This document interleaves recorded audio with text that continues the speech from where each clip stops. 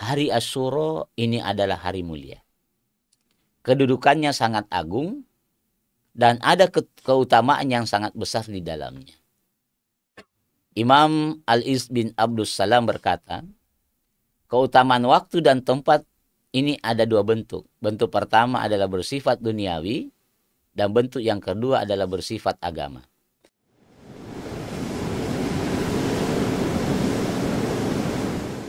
Ruas TV, rutin walaupun sedikit. Bismillahirrahmanirrahim. Assalamualaikum warahmatullahi wabarakatuh. Alhamdulillahirabbil alamin. Wassalatu wassalamu ala Rasulillah wa ala alihi wa ashabihi ajmain wa man tabi'ahum bi ihsanin ila yaumiddin, amma ba'd. Pemirsa Ruas TV yang sama dimuliakan oleh Allah Subhanahu wa taala, alhamdulillah kita bersyukur, memuja dan mengagungkan Allah Subhanahu wa taala. Pada hari ini dengan izin Allah kita bisa dipertemukan, dan kali ini kita akan membahas tema Muharram dan Asyura. Pemirsa yang sama dimuliakan oleh Allah Subhanahu wa taala. Sebelum penanggalan Hijriah, masyarakat Arab dahulu menjadikan peristiwa-peristiwa besar sebagai acuan tahun. Misalnya tahun renovasi Ka'bah, karena pada tahun tersebut Ka'bah direnovasi ulang akibat terjadinya banjir. Kemudian kita juga mengenal ada namanya tahun Fijar, karena saat itu terjadi perang Fijar. Dan mereka juga mengenal ada namanya tahun Fil atau tahun Gajah, karena pada saat itu terjadi penyerbuan Ka'bah oleh pasukan bergajah. Nah, oleh karena itu kita mengenal tahun kelahiran Rasulullah Muhammad SAW dengan istilah beliau lahir di tahun gajah. Sistem penanggalan seperti ini, pemirsa sekalian, berlanjut sampai ke masa Rasulullah Muhammad SAW dan masa Khalifah Abu Bakar As-Siddiq radhiyallahu anhu. Barulah di masa Khalifah Umar bin Khattab radhiyallahu anhu ditetapkan kalender Hijriah yang menjadi pedoman penanggalan bagi kaum muslimin.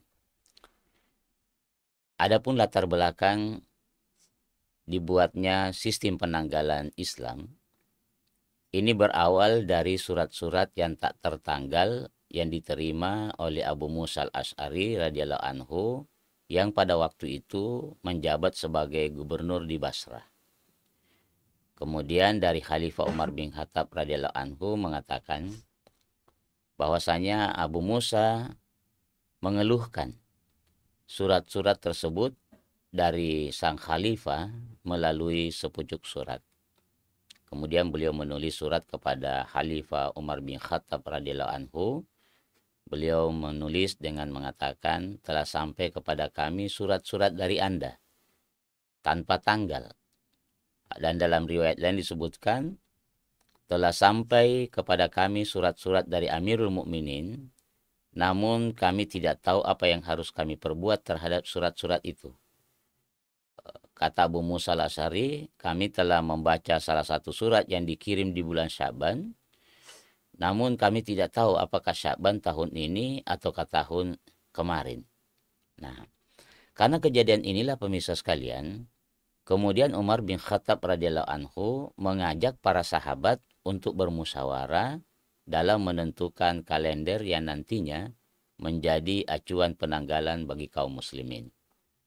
Kemudian Umar bin Khattab berkata kepada mereka, tetapkanlah tahun untuk masyarakat yang bisa mereka jadikan acuan. Nah, para sahabat yang diajak bermusyawarah pada waktu itu, mereka menyimpulkan bahwa kejadian yang bisa dijadikan acuan tahun di dalam kalender ada 4. Yang pertama adalah tahun kelahirannya Nabi Sallallahu Alaihi Wasallam. Yang kedua, tahun ketika Rasulullah Muhammad Sallallahu Alaihi Wasallam diutus sebagai Rasul. Usulan yang ketiga adalah tahun ketika Nabi Sallallahu Alaihi Wasallam hijrah. Dan yang keempat ada usulan yang kemudian mengatakan tahun ketika beliau Sallallahu Alaihi Wasallam wafat. Namun ternyata pada tahun kelahiran Nabi Sallallahu Alaihi Wasallam dan tahun ketika beliau diutus menjadi rasul, ini tidak terlepas dari perdebatan di dalam penentuan tahun peristiwa tersebut. Kemudian Ali bin Abi Thalib radhiyallahu anhu mengusulkan dimulai dari tahun hijrahnya Nabi Shallallahu Alaihi Wasallam ke kota Madinah. Beliau mengatakan kalender Islam hendaknya dimulai di hari atau tahun di mana Nabi Shallallahu Alaihi Wasallam berpindah ke Madinah, meninggalkan tanah Mekah yang penuh dengan kesyirikan. Ternyata pemirsa sekalian, hati Umar bin Khattab radhiyallahu anhu merasa condong kepada usulan Ali bin Abi Thalib. Maka berkata Umar bin Khattab radhiyallahu anhu, jadikanlah ia sebagai patokan di dalam penanggalan. Pertanyaannya, pemirsa sekalian, kenapa bukan tahun kelahiran Nabi yang menjadi acuan? Nah, Ibnu Hajar rahimahullah menjelaskan alasannya karena tahun kelahiran dan tahun diutusnya beliau sallallahu alaihi wasallam menjadi nabi belum diketahui secara pasti. Adapun tahun wafatnya beliau sallallahu alaihi wasallam, para sahabat tidak memilihnya karena akan menyebabkan kesedihan manakala teringat tahun itu. Nah, oleh karena itu ditetapkanlah peristiwa hijrah sebagai acuan tahun. Ini kemudian ditulis oleh Ibnu Hajar rahimahumullah. Alasan lain pemirsa sekalian, kenapa tidak menjadikan tahun kelahiran Nabi Sallallahu Alaihi Wasallam sebagai acuan?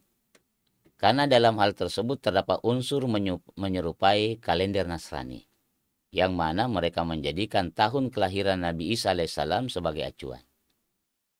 Dan tidak menjadikan tahun wafatnya Nabi Sallallahu Alaihi Wasallam sebagai acuan, karena dalam hal tersebut terdapat unsur tasyabuh dengan orang Persia atau orang Majusi, karena mereka menjadikan tahun kematian raja mereka sebagai acuan penanggalan. Akhirnya para sahabat pun sepakat untuk menjadikan peristiwa hijrah Rasulullah Sallallahu Alaihi Wasallam sebagai acuan tahun. Karena hitungan tahun dalam kalender Islam mengacu kepada hijrahnya Nabi Sallallahu Alaihi Wasallam, selanjutnya kalender ini dinamakan dengan kalender Hijriyah. Nah, pemirsa sama dimuliakan oleh Allah Subhanahu Wa Taala. Setelah mereka sepakat bahwa perhitungan tahun mengacu pada tahun hijrahnya Nabi Sallallahu Alaihi Wasallam, selanjutnya para sahabat bermusyawarah bulan apakah yang dijadikan sebagai bulan pertama. Nah, pada musyawarah tersebut, Utsman bin Affan radhiyallahu anhu mengusulkan agar bulan pertama di dalam kalender Hijriyah adalah bulan Muharram. Karena beberapa alasan. Yang pertama, Muharram ini merupakan bulan pertama dalam kalender masyarakat Arab di masa-masa silam. Kemudian bulan Muharram, kaum muslimin baru saja menyelesaikan ibadah besar, yaitu melakukan ibadah haji ke Baitullah. Dan alasan yang ketiga, bahwa pertama kali munculnya tekad untuk hijrah terjadi di bulan Muharram. Nah, karena pada bulan sebelumnya, itu bulan Zulhijjah, beberapa masyarakat Madinah melakukan baiat Aqabah yang kedua. Maka, pemirsa yang sama dimuliakan oleh Allah Subhanahu Wa Taala, tepat pada hari Jumat, bertepatan dengan tanggal 16 Tsamud 933 Yunani Seleksis, atau bertepatan dengan tanggal 16 Juli 622 Masehi, Umar bin Khattab radhiyallahu anhu menetapkan awal dimulainya sistem penanggalan Hijriyah. Jadi pemirsa sama dimuliakan oleh Allah, ada beberapa pelajaran yang bisa kita petik dari kisah penanggalan Hijriyah tersebut. Yang pertama, kalender Hijriyah ditetapkan berdasarkan ijma atau kesepakatan para sahabat. Dan kita tahu bahwa ijma ini merupakan dalil qat'i yang diakui di dalam Islam. Yang kedua, sistem penanggalan yang dipakai oleh para sahabat adalah bulan Qamariyah. Hal ini diketahui dari surat Umar bin Khattab radhiyallahu anhu yang ditulis untuk Abu Musa al-Asy'ari. Di situ tertulis bulan Sya'ban. Hanya saja tidak diketahui tahun berapa. Pelajaran yang ketiga, bahwa para sahabat menjadikan kalender Hijriah sebagai acuan penanggalan di dalam segala urusan kehidupan mereka, baik urusan ibadah maupun perkara dunia. Sehingga memisahkan penggunaan kalender Hijriah adalah urusan ibadah dan urusan dunia. Ini adalah tindakan yang menyelisihi konsensus para sahabat. Oleh karena itu, seyogyanya bagi seorang muslim ini menjadikan kalender Hijriah sebagai acuan penanggalan di dalam kesehariannya. Pelajaran yang keempat yang bisa kita petik, bahwa kalender Hijriah merupakan syiar Islam yang membedakannya dengan agama-agama lain. Nah, pemirsa yang sama dimuliakan oleh Allah Subhanahu wa taala. Makna 1 Muharram sebagai tahun baru Islam atau tahun baru Hijriah adalah bulan pertama di dalam kalender Islam. Inna iddatal syuhuri indallahi adalah salah satu dari 4 bulan yang suci di dalam tahun Hijriah. Dan kata Muharram sendiri bermakna sesungguhnya bilangan bulan pada sisi Allah bermakna ada 12 bulan. Nah, di dalam ketetapan Allah Subhanahu wa taala di waktu Dia menciptakan langit dan bumi, Allah Subhanahu wa taala berfirman, "A'udzubillahi minasyaitonirrajim." Di antaranya ada 4 bulan haram. Yang mana 4 bulan haram itu, pemirsa sekalian, disebutkan di dalam sebuah hadis bahwa Nabi sallallahu alaihi wasallam bersabda, sesungguhnya waktu itu telah berputar sebagaimana mestinya. Hal itu ditetapkan pada hari Allah Subhanahu wa taala menciptakan langit dan bumi. Dalam setahun ada 12 bulan, di antaranya ada 4 bulan yang mulia.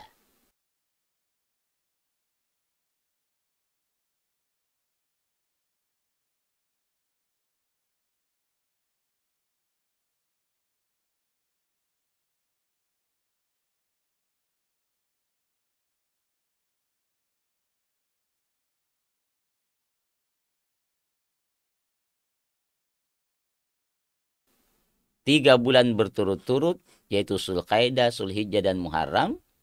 Kemudian bulan yang keempat yang dimuliakan oleh Allah Subhanahu wa taala adalah bulan Rajab, yang biasa diagungkan oleh Bani Mudar, yaitu antara Jumadil Tsani dan bulan Sya'ban.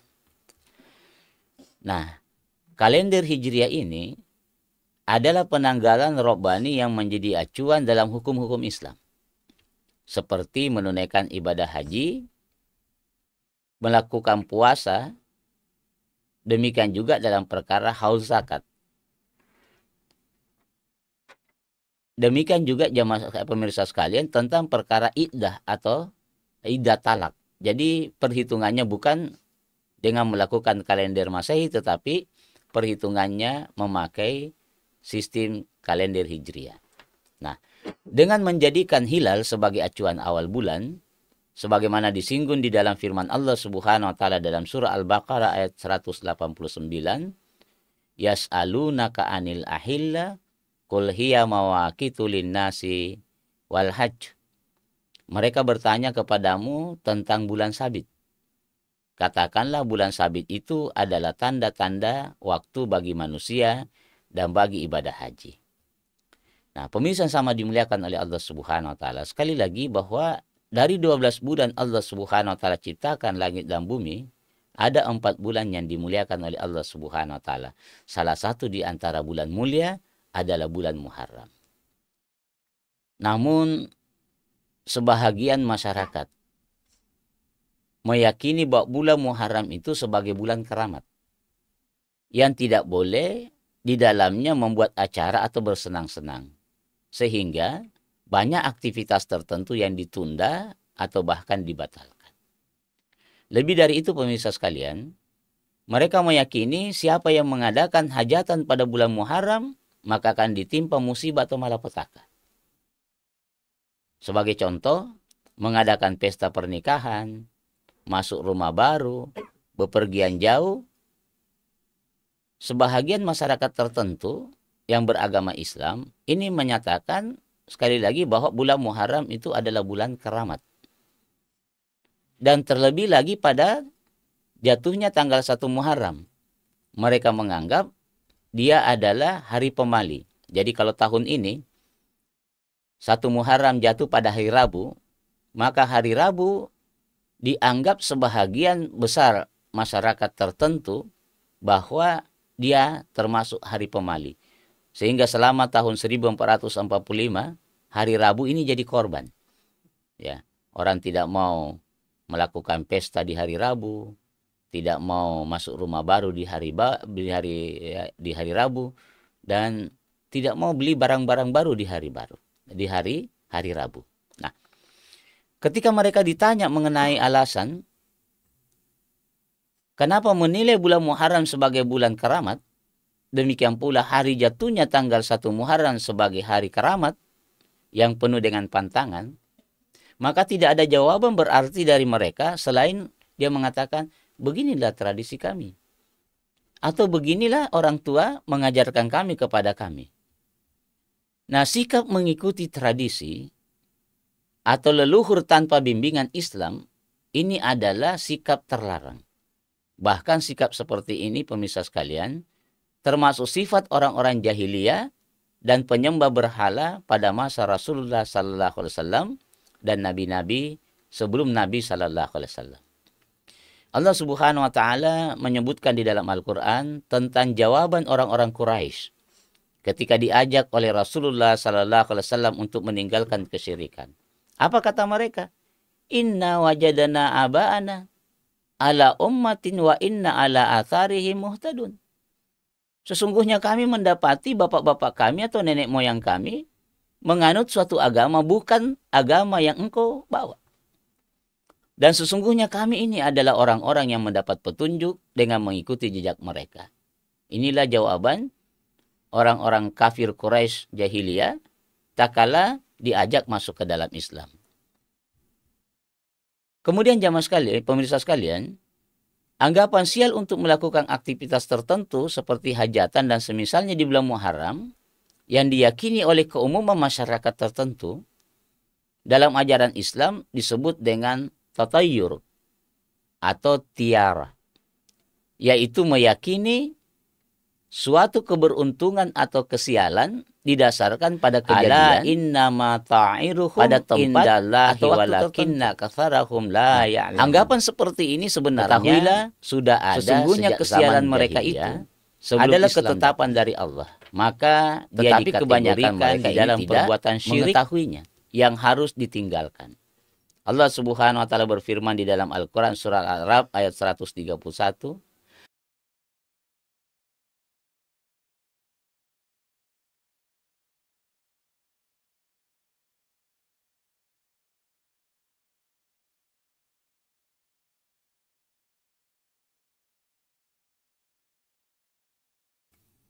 Kemudian dalil yang menunjukkan bahwa tatayur atau tiara termasuk kesyirikan adalah sabda Nabi sallallahu alaihi wasallam, at-tiyaratu syirk. Kata Nabi, tiara adalah kesyirikan. Dan beliau mengulangi sebanyak 3 kali. At-tiyaratu syirk. Bahwa tiara adalah syirik.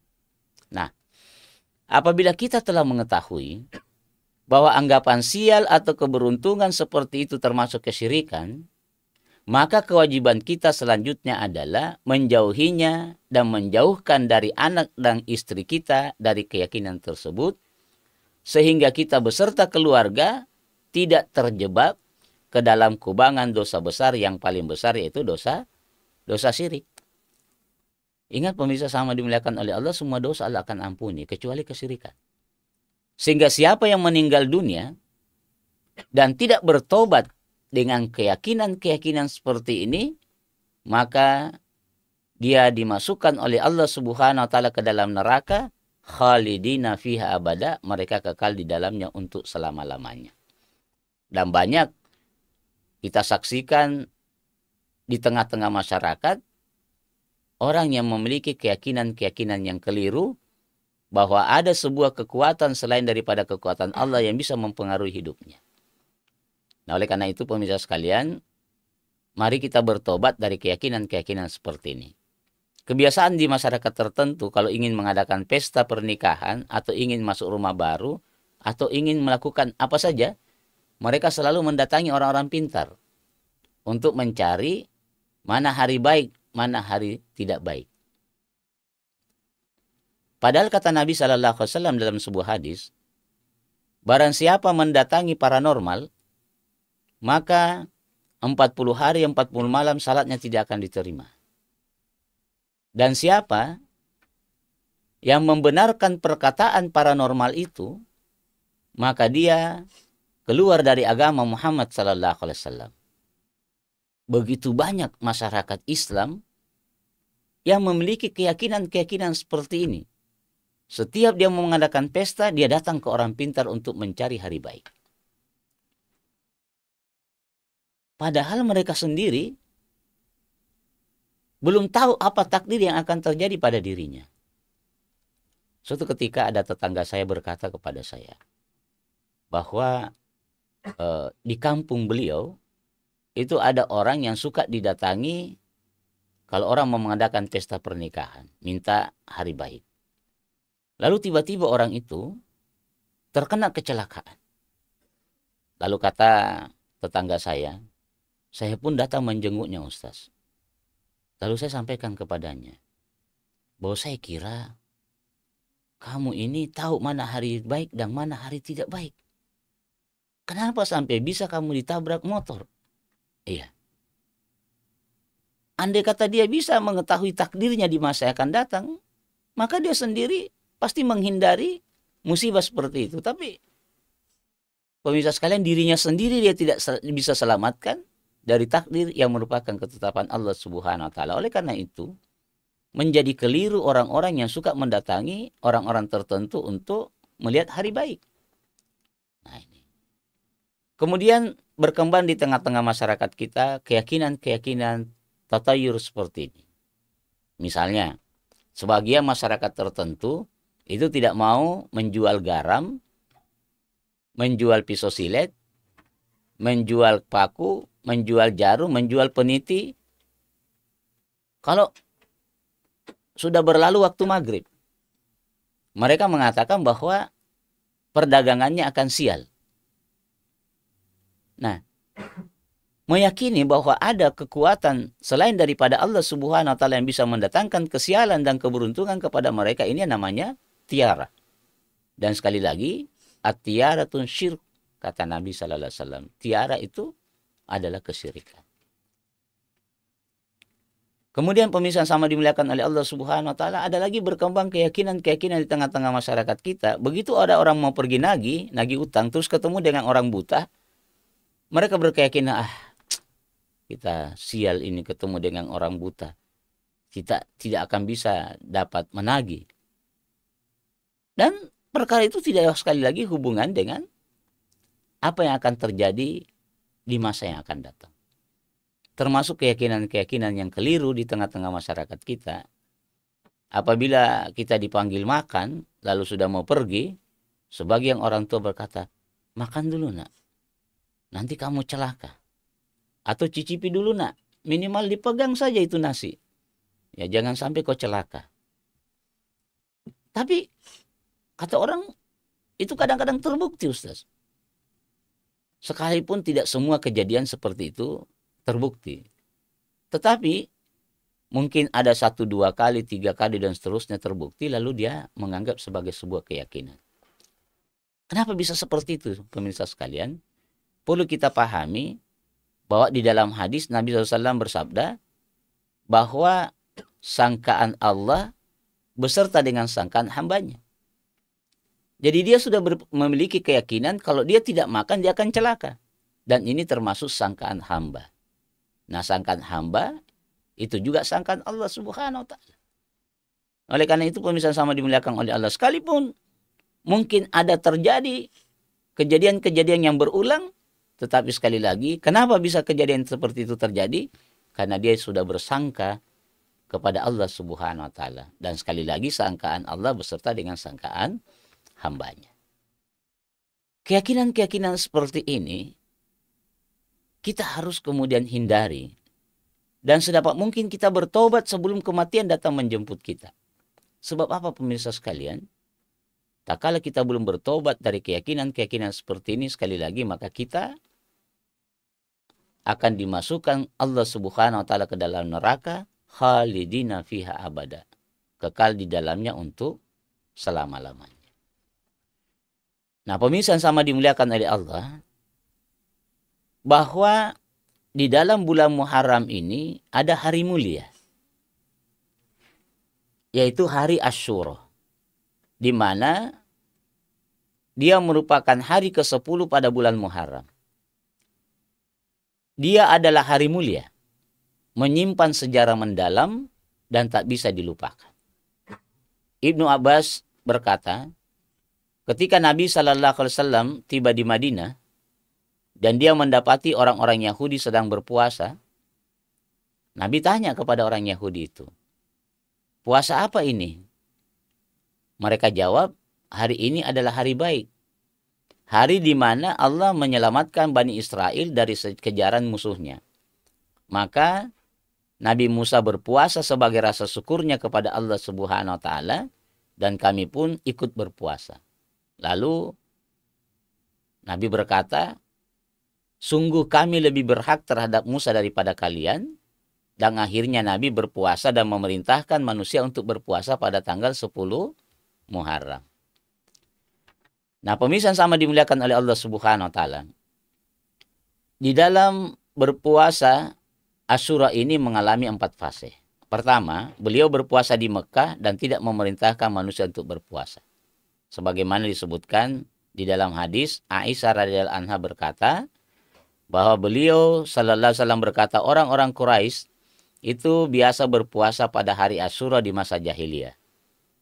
Nabi pun melakukannya pada masa jahiliyah. Tatkala beliau sampai di Madinah, beliau berpuasa pada hari itu dan memerintahkan umatnya untuk berpuasa. Nah, ketika puasa Ramadan telah diwajibkan, maka Nabi SAW berkata, bagi yang hendak puasa silahkan, bagi yang tidak puasa juga tidak mengapa. Kemudian fase kedua, tak kala beliau datang di Madinah dan mengetahui bahwa orang Yahudi berpuasa Asyura, beliau juga berpuasa dan memerintahkan manusia agar berpuasa. Sebagaimana keterangan yang kita sebutkan tadi dari Ibnu Abbas radhiyallahu anhu. Dan bahkan Nabi menguatkan perintahnya dan sangat menganjurkan sekali, sampai-sampai para sahabat melatih anak-anak mereka untuk puasa Asyura. Kemudian pemirsa sama dimuliakan oleh Allah Subhanahu wa Ta'ala, 2 hadis ini menunjukkan bahwa suku Quraisy itu berpuasa pada hari Asyura di masa jahiliyah, dan sebelum hijrahnya pun Nabi telah melakukannya. Kemudian sewaktu tiba di Madinah, beliau temukan orang-orang Yahudi berpuasa pada hari itu, dan Nabi pun berpuasa dan mendorong umatnya untuk berpuasa.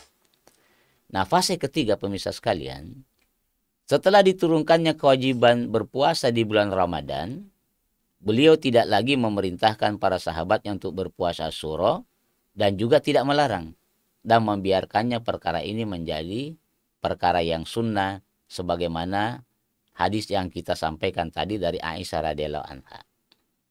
Dan fase keempat, pada akhir hayat beliau bertekad untuk tidak hanya puasa pada hari Asyura saja, namun juga menyertakan hari tanggal 9 Asyura agar berbeda dengan puasanya orang Yahudi. Nah, Ibnu Abbas radhiyallahu anhu berkata, ketika Nabi puasa Asyura dan beliau sallallahu alaihi wasallam juga memerintahkan para sahabatnya untuk berpuasa, para sahabat berkata, wahai Rasulullah, hari Asyura adalah hari yang diagungkan oleh orang Yahudi dan orang Nasara. Maka Nabi berkata, kalau begitu tahun depan insya Allah kita puasa bersama tanggal 9-nya juga. Lalu Ibnu Abbas berkata, belum sampai tahun depan beliau sallallahu alaihi wasallam wafat terlebih dahulu. Nah, oleh karena itu, sebelum kita membahas keutamaan puasa Asyura, pemirsa sekalian, maka sungguh puasa ini adalah amalan yang Allah sendiri akan membalasnya dan mendapat pahala yang berlipat ganda. Jadi disebutkan di dalam sebuah hadis bahwa setiap amalan kebaikan anak Adam akan dilipat gandakan menjadi 10 hingga 700 kali lipat dari kebaikan yang semisal. Allah Subhanahu wa Ta'ala berfirman, kecuali puasa. Amalan tersebut untukku dan aku sendiri yang akan membalasnya, karena dia telah meninggalkan syahwat dan makannya demi aku. Hadis riwayat Imam Muslim. Kemudian Nabi SAW bersabda, sesungguhnya di surga itu ada sebuah pintu yang bernama Ar-Rayyan. Nah, pada hari kiamat, orang-orang yang berpuasa akan masuk surga melalui pintu tersebut, dan tidak seorang pun yang masuk melalui pintu tersebut kecuali mereka. Kemudian dikatakan kepada mereka, di mana orang-orang yang berpuasa itu?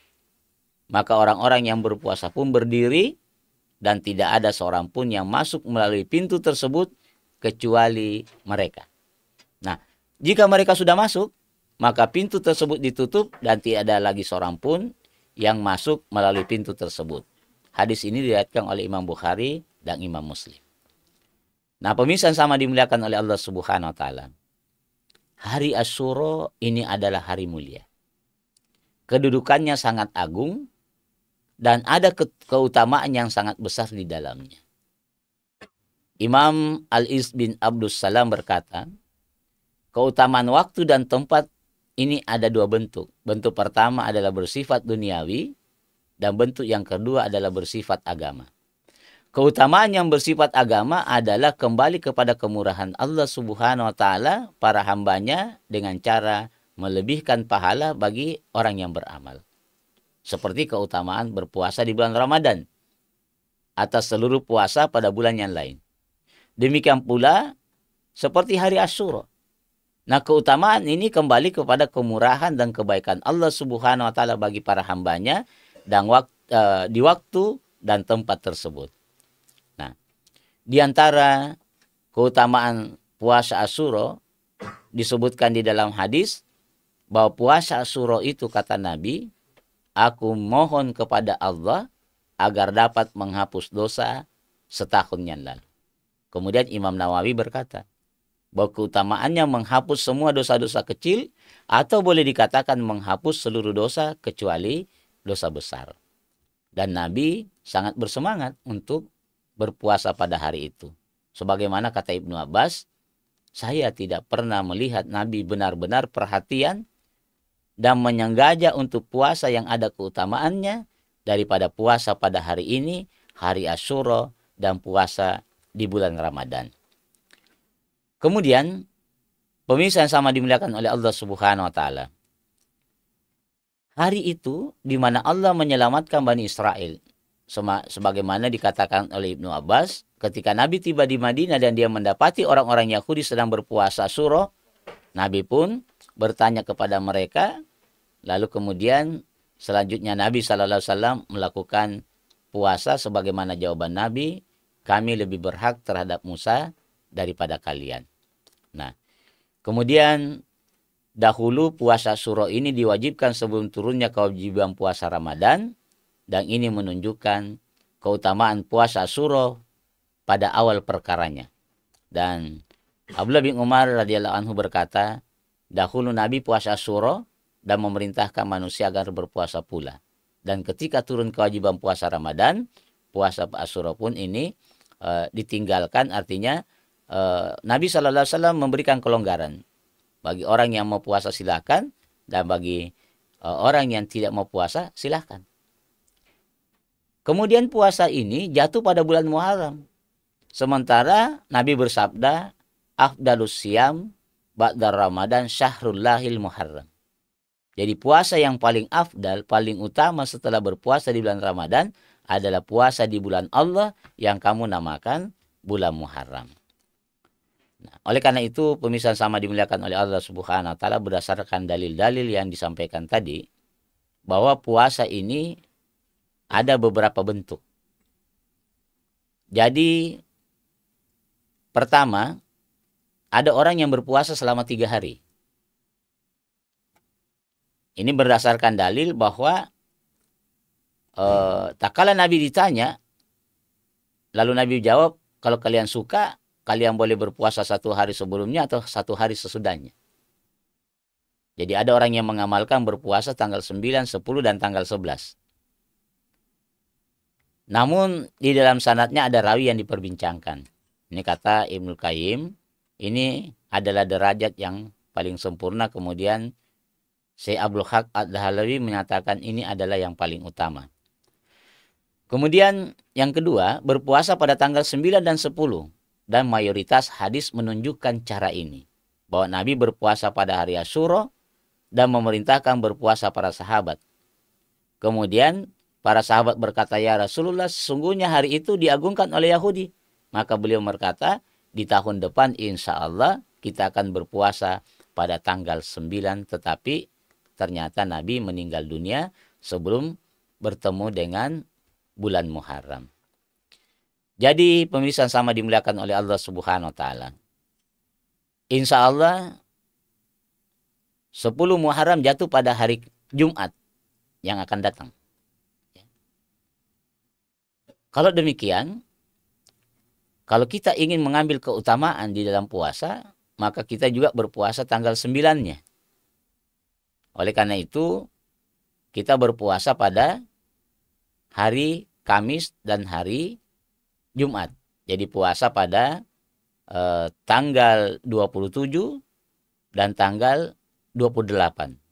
Nah, kemudian kalau ada ingin menambah satu hari sesudahnya, maka ini tidak mengapa. Kemudian pemirsa sama dimuliakan oleh Allah Subhanahu wa taala. Lagi-lagi hari Asyura ini dimaknai sebahagian masyarakat Muslim bahwa hari Asyura ini karena dia merupakan hari baik, maka di antara mereka ada yang pergi ke pasar, terus beli tali, beli timba, beli ember, beli panci, ada yang beli dompet. Katanya, kalau kita beli barang-barang bertepatan dengan hari Asyura, maka barang-barang itu akan berkah. Sementara pemirsa sekalian, beragama ini membutuhkan dalil. Dan tidak pernah satu dalil pun Nabi mengatakan hal seperti itu. Bahwa siapa yang beli barang-barang pada bertepatan tanggal 10 Muharram, maka dia akan dapatkan berkah. Nah, sebahagian masyarakat tertentu, ada yang membuat songkolo 7 macam, ada yang membuat bubur 7 macam. Dan sekali lagi, praktek-praktek seperti ini adalah praktek-praktek yang tidak pernah dilakukan oleh Nabi, demikian pula para sahabat-sahabat Nabi sallallahu alaihi wasallam. Bahkan ada di kalangan masyarakat tertentu pergi mandi-mandi. Terus kemudian dia alirkan pakaian yang terbaik dengan keyakinan bahwa semoga rezeki saya tahun ini mengalirnya sederas pakaianku dibawa oleh air sungai. Dan ini sekali lagi adalah hal-hal yang tidak mendasar. Nah, pemirsa sama dimuliakan oleh Allah Subhanahu wa taala, sebahagian besar kalangan Syiah itu pada tanggal 10 Muharram mereka turun di jalan.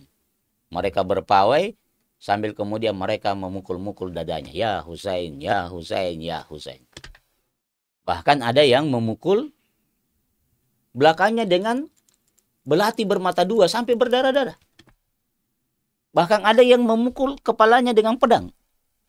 Karena mereka menganggap bahwa pada tanggal 10 Muharram itu hari terbunuhnya cucu Nabi sallallahu alaihi wasallam yang bernama Husain di tanah Karbala. Sehingga setiap tahun mereka memperingati hari kematian cucu Nabi sallallahu alaihi wasallam. Dan sekali lagi, hal ini di dalam beragama maka kita harus ikut contoh Nabi sallallahu alaihi wasallam. Nah, di kalangan orang-orang Syiah ada yang melakukan ritual-ritual seperti itu. Nah, pemirsa sama dimuliakan oleh Allah Subhanahu wa taala, sekali lagi, mari kita beragama mengikuti dalil Quran dan Sunnah, dan demikian pula apa yang dilakukan oleh para sahabat-sahabat Nabi sallallahu alaihi wasallam yang mulia, yang sekali lagi tidak akan mungkin mereka akan mengkhianati Nabi sallallahu alaihi wasallam. Oleh karena itu pemirsa sama dimuliakan oleh Allah Subhanahu wa taala, mari kita berhenti memiliki keyakinan bahwa bulan Muharram itu adalah bulan yang panas, bulan keramat, bulan pemali. Dan mari juga kita berhenti dari keyakinan bahwa tanggal jatuhnya 1 Muharram adalah hari yang bisa membawa sial.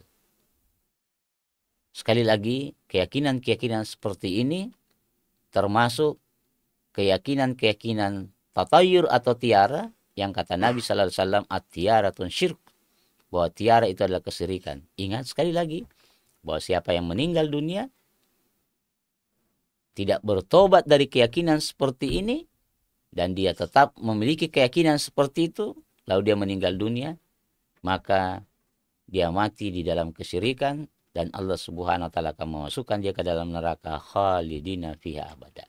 Demikian juga menyikapi tanggal 10 Muharram, pemirsa sekalian, kita disunahkan berpuasa tanggal 9 dan 10, atau kalau ada orang yang ingin tanggal 11, maka diberikan kelonggaran untuk melakukan ibadah puasa semacam itu. Nah, ritual-ritual atau tradisi-tradisi yang terjadi pada tanggal 10 Muharram yang tidak ada hubungannya dengan Islam, sekali lagi, hal ini tidak pernah dicontohkan oleh Nabi sallallahu alaihi wasallam. Tidak ada satu dalil pun yang mengatakan pergi ke pasar, ya, untuk beli barang-barang baru. Dan sekali lagi, mari kita berhenti dari keyakinan seperti ini. Semoga pemirsa sama dimuliakan oleh Allah Subhanahu wa taala, hal ini bermanfaat bagi diri saya, demikian pula kepada pemirsa yang berbahagia. Dan mari kita membenahi keyakinan-keyakinan kita. Semoga kita mati dalam bertauhid kepada Allah Subhanahu wa taala, dan kemudian semoga kita mati dalam keadaan husnul khatimah. Demikian pemirsa yang sama dimuliakan oleh Allah, semoga ada manfaatnya. Subhanakallahumma bihamdika, asyhadu an la ilaha illa anta wa nastaghfiruka wa natubu ilaik. Assalamualaikum warahmatullahi wabarakatuh.